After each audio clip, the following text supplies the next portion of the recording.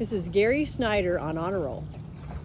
Hi, this is our second video on Honor Roll, a J35 that I've been working with Dean Fitzpatrick for the last 2 years, specifically on J35s, and we rebuild them right from scratch, rip out the interiors, do all the wet coring, and then we also have laid out a deck layout on Honor Roll, which I think is probably one of the most simplest layouts that I've seen just about anywhere.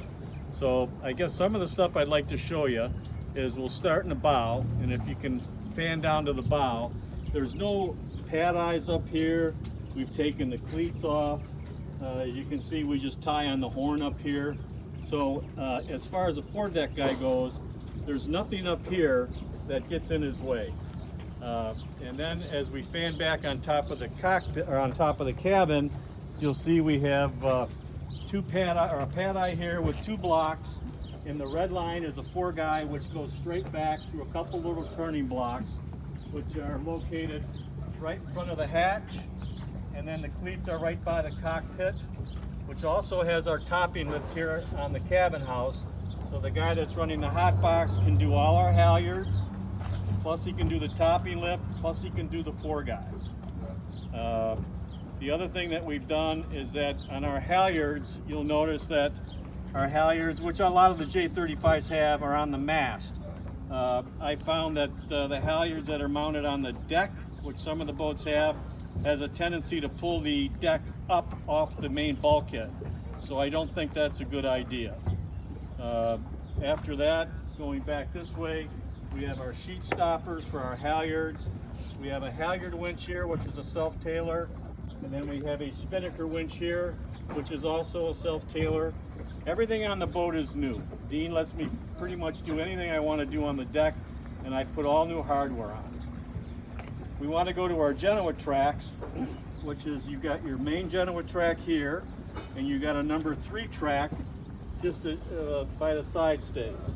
And what we've done is we've hooked them together, so when you pull the main jib track, which is here, it also moves the number 3 track at the same time. These are actually connected.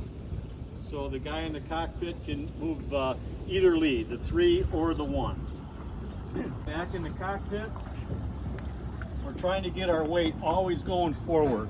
So what we've done here is our traveler system is basically moved towards the main winch, which gets the main trimmer farther forward, and we have a fine-tuned setup here, which is you got your regular main sheet. Once that is pulled as tight as you can, you have a fine-tune, which again helps you get more trim on the mainsail. And that also gets the mainsail trimmer the option where he can also work the hydraulic backstay, and also he can also pull the cars here for the jib track.